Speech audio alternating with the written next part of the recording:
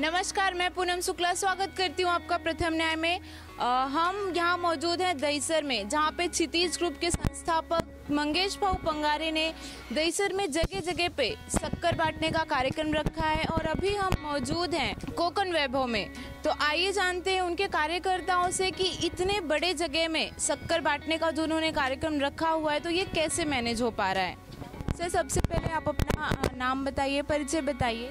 सबसे पहले तो मैं आप सभी लोगों को गुड मॉर्निंग बोलता हूं और सभी लोगों को बाल दिवस की बधाई देता हूं। भाऊ के आशीर्वाद से आज यहां पर कोकण वैभव चाल कमेटी में, उसके साथ यहां पर करीब 9 कमेटियां और हैं जिनके यहां के जो लोग हैं सभी लोग इस शक्कर वाटप के कार्यक्रम में हिस्सा लिए हैं। सभी लोगों को शक्कर मिल रहा है, सभी लोग प्रेम से पॉजिटिव तरीके से आ रहे हैं, शक्कर लेके जा रहे हैं। ये हमारे लिए बहुत बड़ी उपलब्धि है। मंगेश भाऊ ऐसे ही हमारे बीच रहें, इसी तरह से समाज सेवा का कार्य करते रहें और हम लोग भी उनके साथ हमेशा हैं, दिन रात एक करके कंधे से कंधा मिलाकर। भाऊ एक कदम चलेंगे तो हम लोग 100 कदम चलने के लिए तैयार हैं। मंगेश भाऊ आगे बढ़ो, हम तुम्हारे साथ हैं।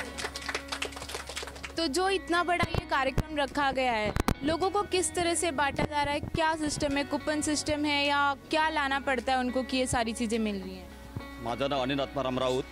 मी इकडून जवळजवळ 50 ते 100 कूपन लोकांना वोटिंग कार्ड घेऊन सगळ्यांना उपलब्ध करून दिले आहे आणि त्याचं वाटप चालू आहे।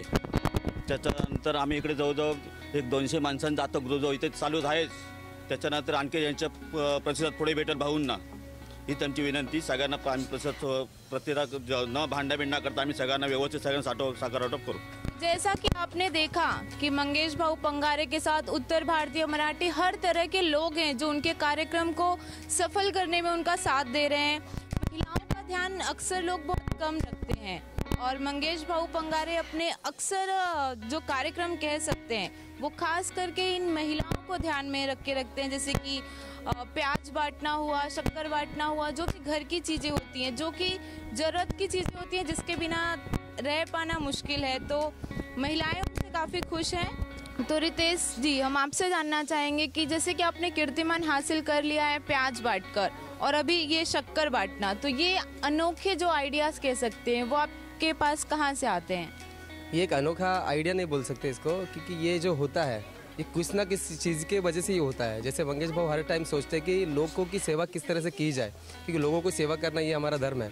तो जैसे ही जिस तरह से जो हमारे सत्ताधारी लोग हैं उन्होंने दिवाली में एक रेशन अपना ये फराल वाटप का कार्यक्रम रखा था और ये फराल वाटप जो हुआ वो उनके कार्यकर्ताओं को ही हुआ, मतलब गिने चुने 10-15 लोगों को ही हुआ। तो लोगों को बताते हैं कि हम आपके लिए कुछ ना कुछ तो बांट रहे हैं, बट लोगों तक वो पहुंचता नहीं है। तो लोगों में कुछ तो नाराज़गी दिखाई दिया और भाऊ ने सोचा कि ये इतने सारे लोग नाराज़ नहीं होने चाहिए, तो उनके लिए हमें कुछ ना कुछ तो करना ही है। और इसी के तौर पर उन्होंने सोचा कि हम लोग सबका मुँह शक्कर से गोड करेंगे और इसी तौर पर उन्होंने आज तकरीबन 11,000 पार, मतलब 11,080 घरों में आज शक्कर वाटप का कार्यक्रम आज पूरे हमारे प्रभाग क्रमांक 4 में हो रहा है। तो जैसा कि अभी छठ पूजा की पूर्व संध्या पे आपने जो कार्यक्रम रखा था उसमें उत्तर भारतीय हजारों की संख्या में आए हैं, तो इस बारे में आपका क्या कहना है? देखिए, हज़ारों की संख्या में नहीं तो 2000 का आंकड़ा भी पार हुआ था। मतलब ये हमारे लिए सबसे बड़े आनंद की बात है कि उत्तर भारतीयों ने इतना अच्छा सपोर्ट भाऊ को दिया है। आने वाले महानगर पालिका इलेक्शन में जिस तरह से उन्होंने उनका नेता, मतलब उन्होंने सोचा है कि हमारा नेता भाऊ जैसा ही होना चाहिए, क्योंकि हमने आज तक जिनके ऊपर भरोसा किया उन्होंने हमारा भरोसा की पूरी वाट लगा दिया। मतलब हम लोग को एक्चुअली उनको जो काम करना है वो हमारे लिए करते नहीं, एक बार वो चुनाव के टाइम आते हैं और बाद में 5 साल अपना मुँह भी नहीं दिखाते। तो ऐसे नहीं होना चाहिए। जब से भाऊ ने मतलब ये राजनीति में प्रवेश किया है तब से भाऊ दिन रात मेहनत कर रहे हैं। उनको भी पता है कि उत्तर भारतीयों की उन्होंने भाऊ किस तरह से सम्मान भी देते हैं और काम भी करते हैं और लोगों की सेवा भी करते हैं। और इनको उनकी यही सोच देके आज इतने सारे उत्तर भारतीयों ने उस कार्यक्रम में सहभाग हुए थे और भाऊ ने भी उनकी अच्छी तरह से खातिरदारी किया और उनको एक अच्छा लगा। और सभी हमारे पूरे वार्ड में तकरीबन 2000 से ज़्यादा लोगों ने इसमें पार्टिसिपेट किया। ये हमारे लिए एक प्रकार की एक जीत है कि आप लोग इस महान कार्य में शामिल हुए हैं और इस बात को आप जनता तक पहुंचाइए। यह जो कार्यक्रम हो रहा है यह ऐतिहासिक कार्यक्रम है। आज तक इतनी बड़ी तादाद में किसी ने शक्कर वाटप या किसी तरह का भी लोगों को जिससे फ़ायदा मिले इस तरह का किसी ने भी कार्यक्रम नहीं किया था। जो थे जिनको करना चाहिए था उन्होंने भी इस तरह से नहीं किया है। मुझे बोलने में कोई तकलीफ नहीं है। भाऊ का जो काम है इसे जो है ऐतिहासिक रूप से लिखा जाना चाहिए। 11,000 बहुत बड़ी बात होती है। अगर आप काउंट करेंगे तो करीब 10-12 लाख रुपए का साकर जो है वाटापोरा एक बहुत बड़ा सराहनीय कार्य है भाऊ जैसे लोग कर रहे हैं। मैं भाऊ को तहे दिल से शुक्रिया अदा करता हूँ। हिंदू, मुस्लिम, सिख, ईसाई सभी जाति धर्मों के लोग इसका लाभ उठा रहे हैं और मराठी मानसे और हमारे उत्तर भारतीय ये लोगों ने बहुत बढ़ चढ़ कर हिस्सा लिया है। इसके लिए मैं भाऊ को बहुत तहे दिल से शुक्रिया करता हूँ। ऐसे हमारे बीच रहे और समाज सेवा का कार्य करते रहें। तो आइए मंगेश जी से जानते हैं कि मंगेश सर, ये जो भी आपका ग्रुप है इसमें महिलाएं और जो युवा हैं ये कह सकते हैं 100-200 लोग आपके साथ कंधे से कंधा मिलाकर चलते हैं, तो उनका विश्वास आपने कैसे जीता है? नहीं, आपको पता है कि काफ़ी सालों से क्षितिज ग्रुप अपने विभाग में कार्य कर रहा है। इसके मुताबिक काफ़ी यंग लोग हैं, महिला वर्ग काफ़ी सारा जुड़ा है। उनको भी अच्छा लगता है जब घर से बाहर निकल कर कुछ उन्हें एक समाज सेवा करने का मौका मिलता है। तो इसी तरह काफ़ी सारे युवा वर्ग है, महिलाएं हैं इस ग्रुप के साथ जुड़े हुए हैं। जो आगामी मनपा चुनाव हैं उसको ध्यान में रख के ये क्वेश्चन मेरा आपसे है कि वार्ड में आपकी क्या प्राथमिकता रहेगी? काम के नज़रिए से आप क्या सबसे पहले करना चाहेंगे अगर चुनकर आते हैं तो?